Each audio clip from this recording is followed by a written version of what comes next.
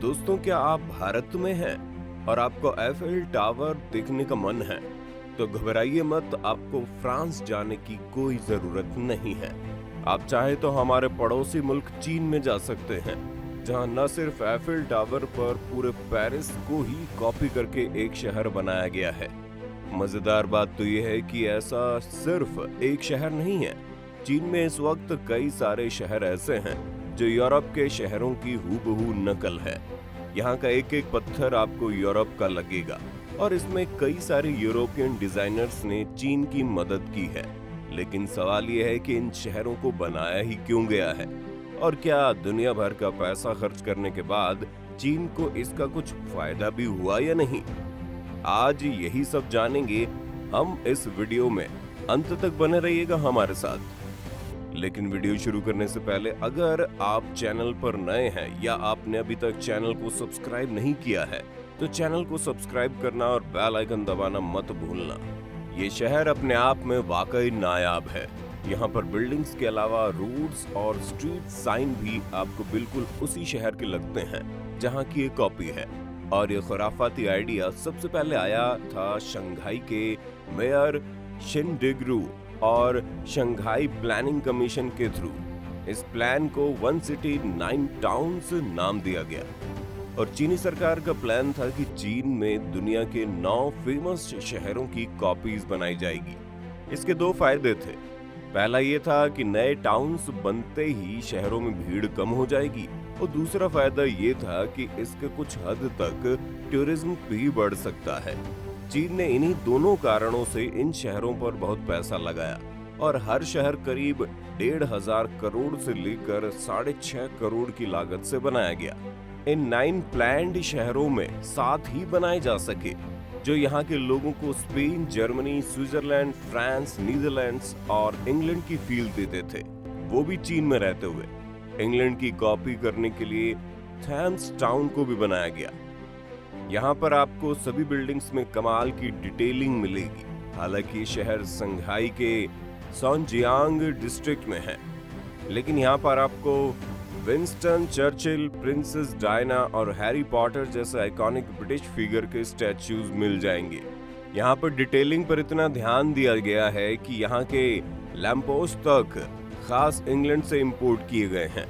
इस टाउन को बनाने में चीनी सरकार ने करीब 2,500 करोड़ रुपए खर्च किए हैं और यहाँ पर 10,000 से ज्यादा लोग रह सकते हैं। साथ ही यहाँ पर टूरिस्ट के रुकने के लिए भी जगह है। ये स्ट्रैटेजी शुरुआत में तो सबको काफी कमाल की लगी और इसे लेकर मार्केट में काफी एक्साइटमेंट भी थी, जिसकी वजह से इसे न सिर्फ मीडिया में काफी कवरेज भी मिला, बल्कि इन्वेस्टर्स भी इस अपॉर्चुनिटी पर कूद पड़े। सभी लोग यहाँ प्रॉपर्टी खरीदना चाहते थे और एकदम से प्रॉपर्टी के दाम इतने बढ़ गए कि सिर्फ अमीर लोग ही यहाँ पर घर अफोर्ड कर सकते थे। लेकिन इन्वेस्टर्स का ये हनीमून जल्दी खत्म हो गया।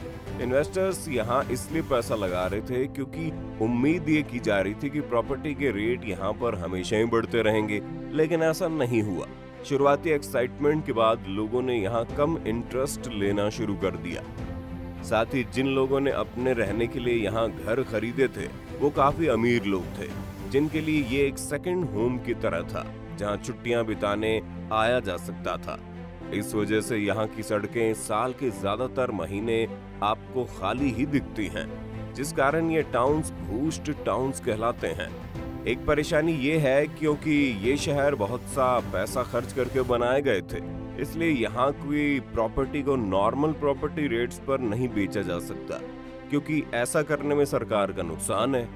इसलिए ज्यादा हाई पेइंग रेजिडेंट ना होने के बावजूद भी सरकार यहाँ प्रॉपर्टी का रेट कम नहीं कर रही है, और जिन लोगों को सिर्फ घर चाहिए वो दूसरी जगह को प्रेफर कर रहे हैं। इन शहरों के साथ और भी कई इश्यूज हैं, जैसे कि अगर आप शंघाई से 25 किलोमीटर दूर इस शहर में आए जो स्वीडन के खूबसूरत और आइकॉनिक सिगुटाना टाउन को कॉपी करके बनाया गया है, तो इसके साथ एक अलग तरह की समस्या आ जाती है।